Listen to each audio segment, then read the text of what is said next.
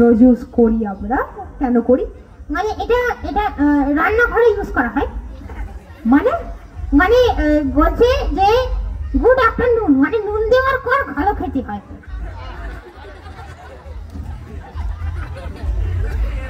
ছেড়ে দাও, তুই ছেড়ে দাও।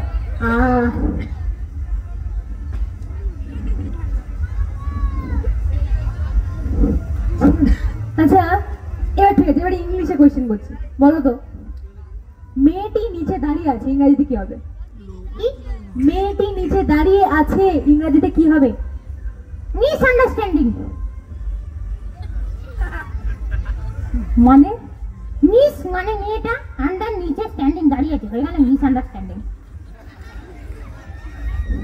ছেড়ে দাও, চুপ করে দাও, আর তোমাকে বলতেই হবে না। আচ্ছা এটা তুমি ইংলিশে বলো। আর একটা আমি লাস্ট টাইম একটা ট্রাই করছি, যদি এটা বলো, খুবই সিম্পল, একদম অতীব সিম্পল। বলো তো এটা একদম কমনলি ইউজ, তোমাদের প্রজাতিকে নিয়েই বলছি, সেটা হচ্ছে তোমাদের প্রজাতি না, তোমরা দেখে থাকবে অনেক, ঠিক আছে? বলো তো গাছের ডালে কাক বসে আছে।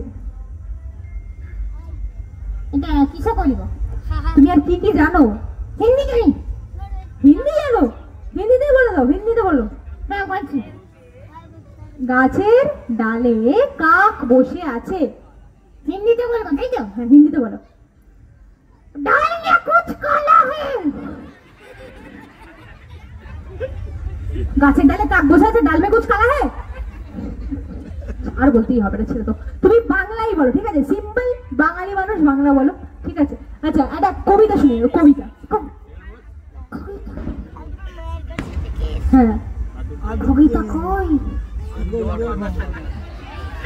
কবিতা কই মানে কবিতা কে? এই কবিতার সঙ্গে কালকে ঘুরতে গেছিলাম।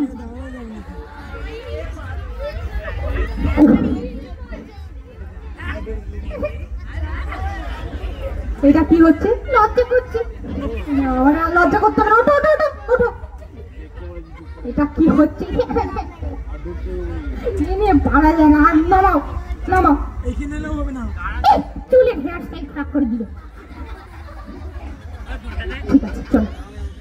কবিতা মানে ওই কবিতা নয়, আমি রবীন্দ্রনাথ ঠাকুরের কবিতার কথা বলছি। আগে বলো তো, আমি দেখুন কেস খেয়ে গেটা। অলরেডি কেস খেয়েই আছো, তুমি বলো আমাকে কবিতা শুনিয়ে দাও একটা। কোন কবিতা শোনাবো? হাট কবিতা শুনিয়ে দাও।